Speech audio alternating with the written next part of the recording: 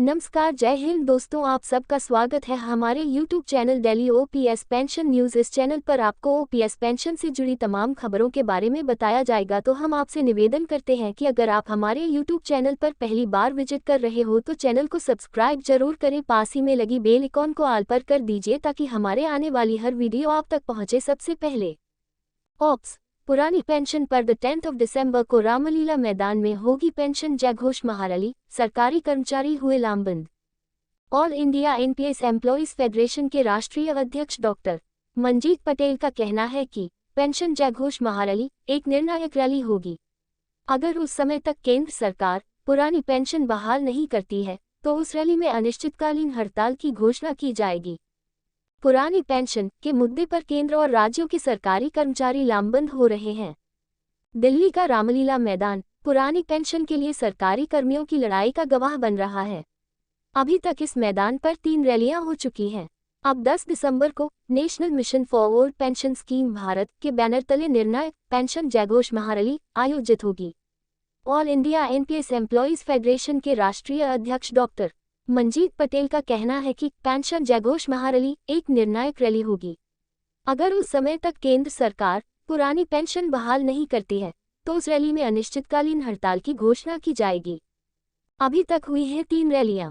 नई दिल्ली के रामलीला मैदान में 10 अगस्त को केंद्र सरकार के कर्मियों की पहली रैली हुई थी। इसमें कई राज्यों के कर्मचारी संगठनों ने भी शिरकत की थी।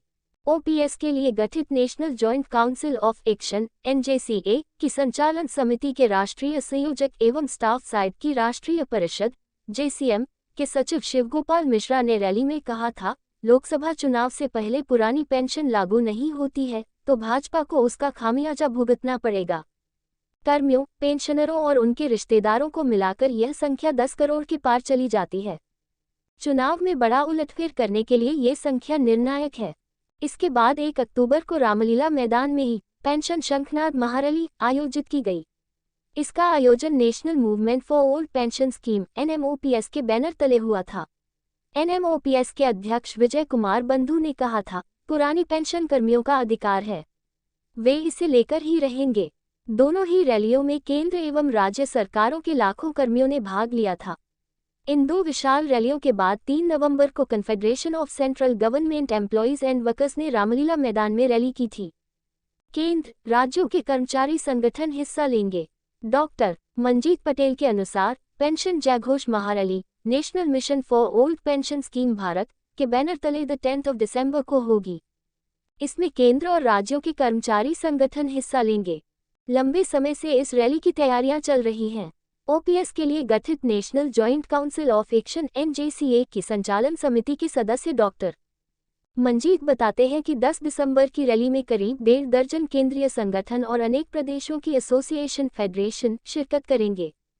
केंद्र सरकार के लिए ये रैली एक अल्टीमेटम है।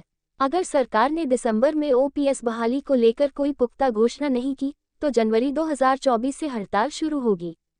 केंद्र सरकार की तरफ से जुलाई में all India NPS employees federation से सुझाव मांगे गए थे।